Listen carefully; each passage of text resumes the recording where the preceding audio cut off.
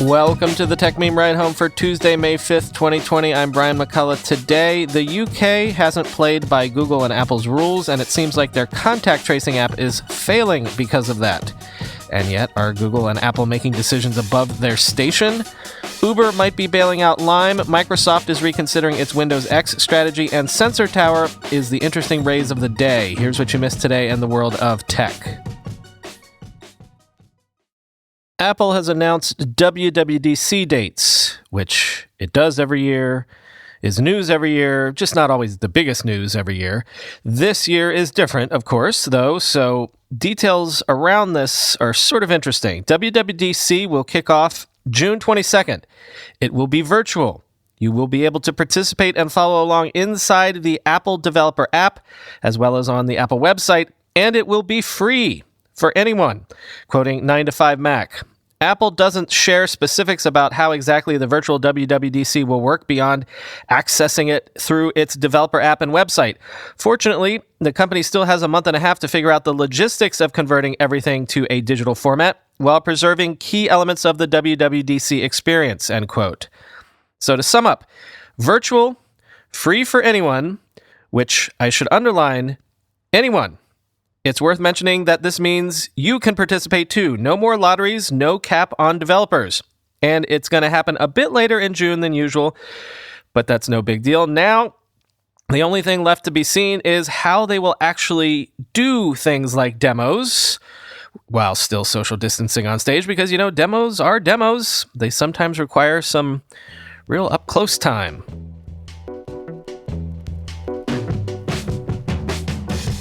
According to the Register, the contact tracing app that the National Health Service of the United Kingdom has been developing on its own as a centralized app because it didn't want to use the decentralized framework provided by Google and Apple, does not appear to work unless the app in question is running in the foreground and the phone is kept awake and unlocked.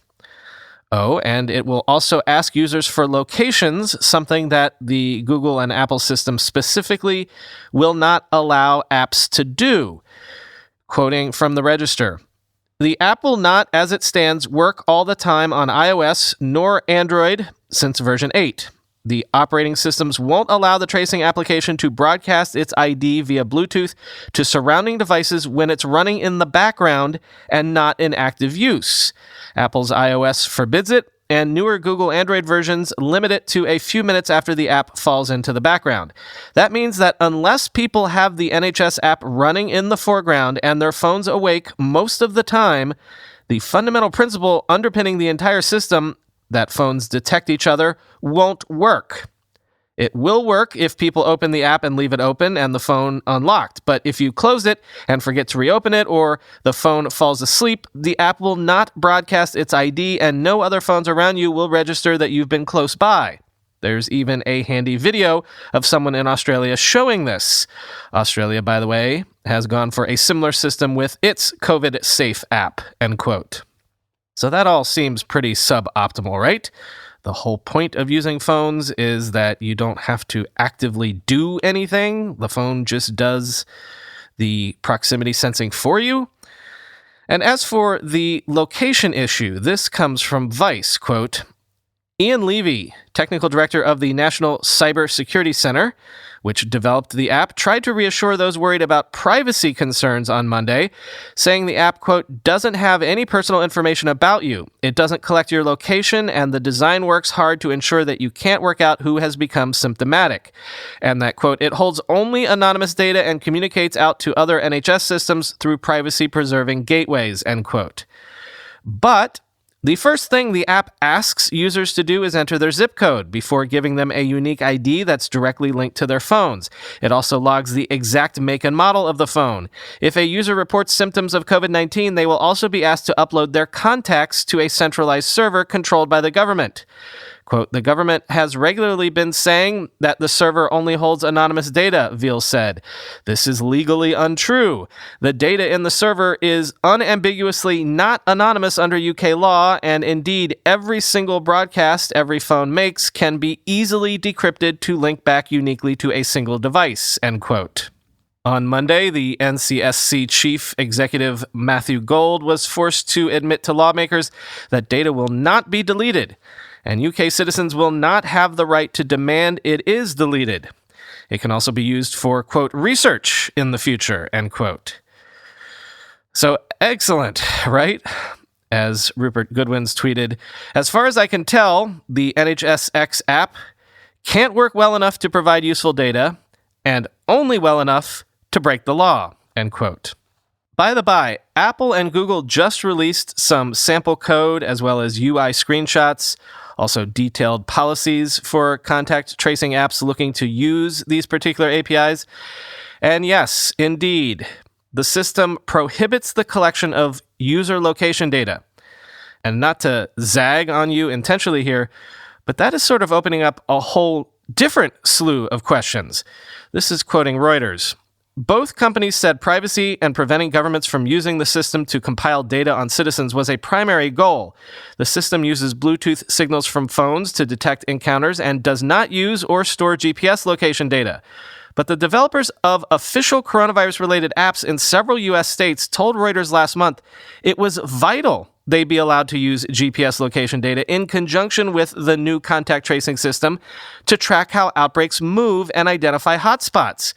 The Google-Apple decision to not allow GPS data collection with their contact tracing system will require public health authorities that want to access GPS location to rely on what Apple and Google have described as unstable battery-draining workarounds. Alternatives likely would miss some encounters because iPhones and Android devices turn off Bluetooth connections after some time for battery saving and other reasons, unless users remember to reactivate them. But some apps said they plan to stick to their own approaches. Software company 20, which developed the state of Utah's Health Together contact tracing app with both GPS and Bluetooth, said on Monday the app operates effectively without the new Apple-Google tool, end quote. So now, what is the point of having a contact tracing app if it doesn't allow health officials to identify where new hotspots might be springing up? That defeats the entire purpose. So I'm going to sum up with the counter-argument here, beginning with Daria Abasanjo. Quote, Apple and Google are imposing American values on the world by limiting the usefulness of contact tracing apps. The values aren't privacy, they're distrusting government. And the individual is more important than the health of society. See gun violence, healthcare, end quote. And here's Benedict Evans's summation, quote, there is a very careful discussion to be had around how Apple and Google are imposing policy decisions as opposed to technical decisions with their contact tracing project.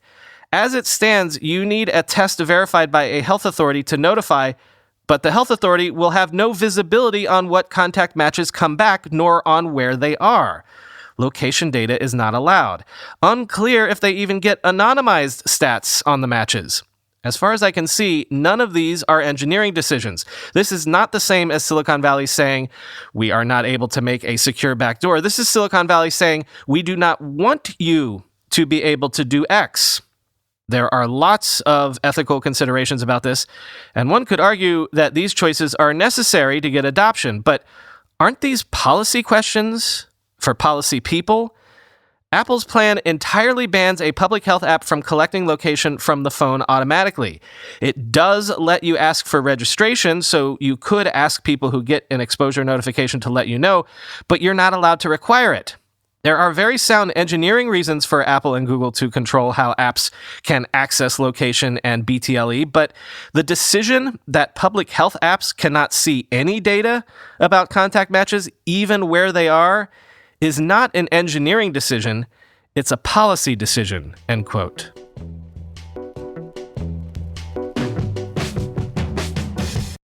Real quick follow-up.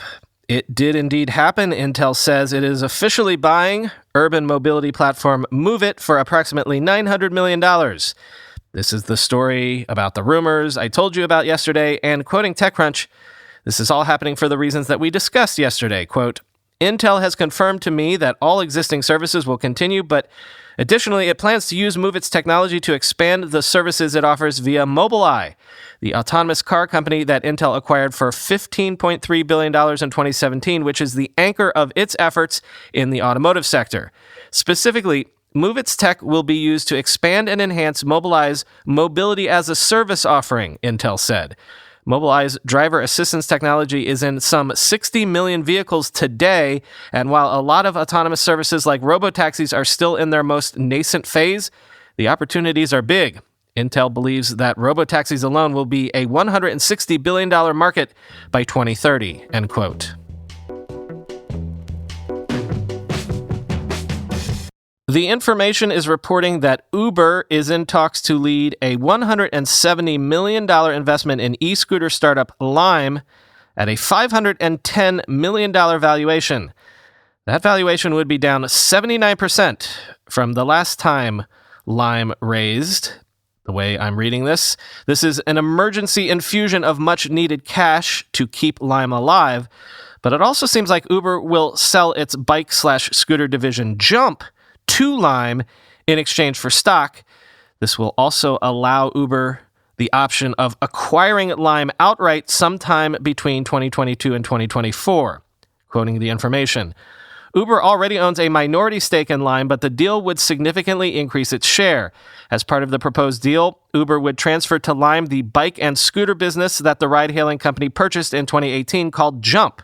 Uber would get the option to buy Lime between 2022 and 2024 at a specific price.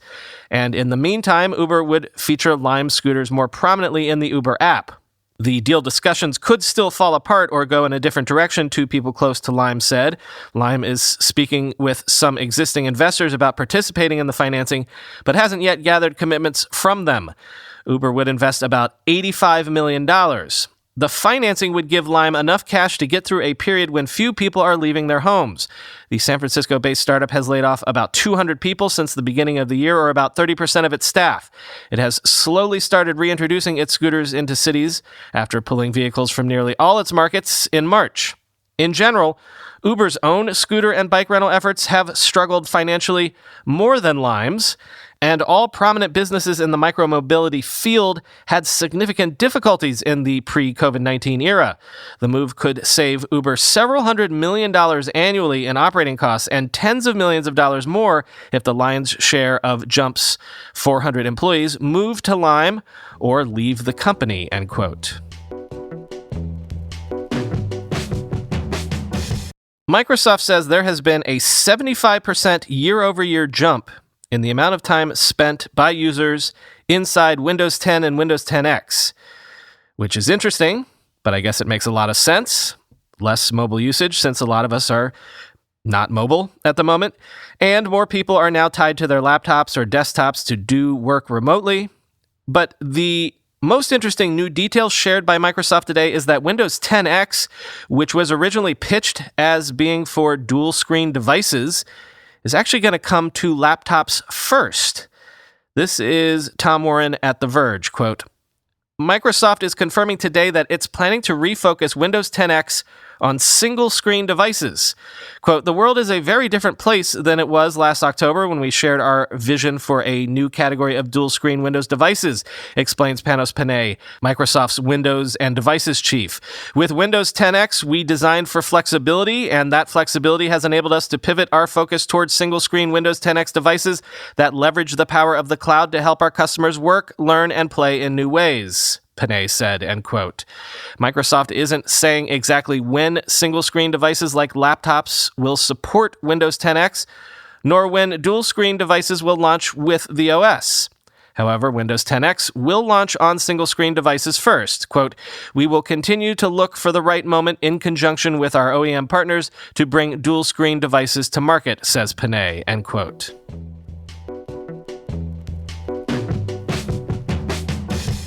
Sources are telling Mark Gurman that Facebook's Oculus division is developing a smaller, lighter version of the Quest VR headset, but that the device is still facing significant potential delays due to COVID-19.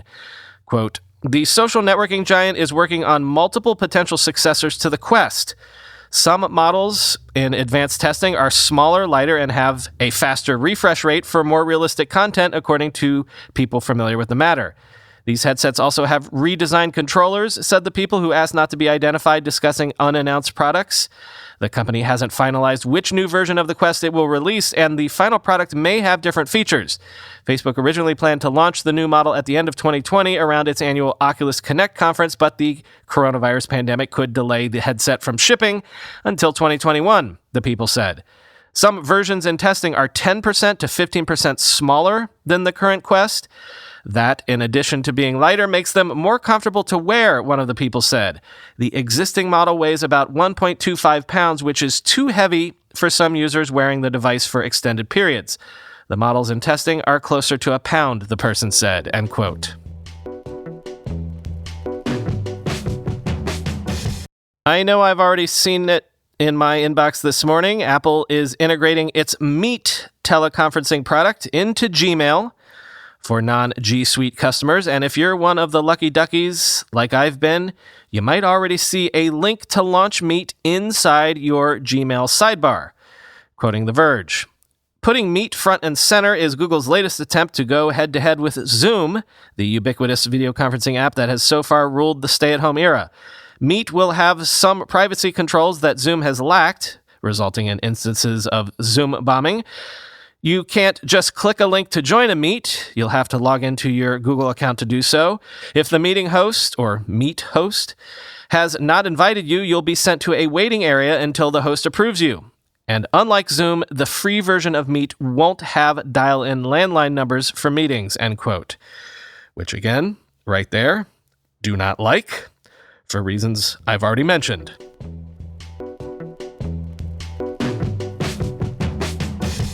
Finally today, an interesting raise, but unlike as per usual, this isn't some company that you likely had never heard of before. In fact, it's a company that I mention on this show all the time. Sensor Tower, the mobile app market research company, is raising $45 million from Riverwood Capital. And what's interesting is that Sensor Tower says it has been profitable from basically day one and had only previously raised a $1 million seed round. Quoting TechCrunch, "App intelligence firms like Sensor Tower and rivals including App Annie, Apptopia, and others aim to become one-stop shops for data and insights. Sensor Tower's current offerings include insights into user acquisition strategies, ASO, or App Store Optimization, competitive analysis, and app-specific data like daily ranks, installs, review analysis, and more. Its customers can also get a view of the app economy globally with top charts, publisher breakdowns, quarterly reports, ad intelligence, and other data. Among Sensor Tower's client base are a number of enterprise-level customers, including Morgan Stanley, Zynga, and Tencent.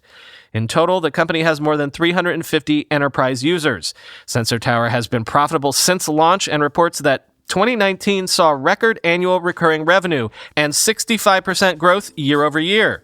Its employee headcounts also increased 50% over the past year as Sensor Tower has expanded internationally, including with the opening of a new London office aimed," end quote.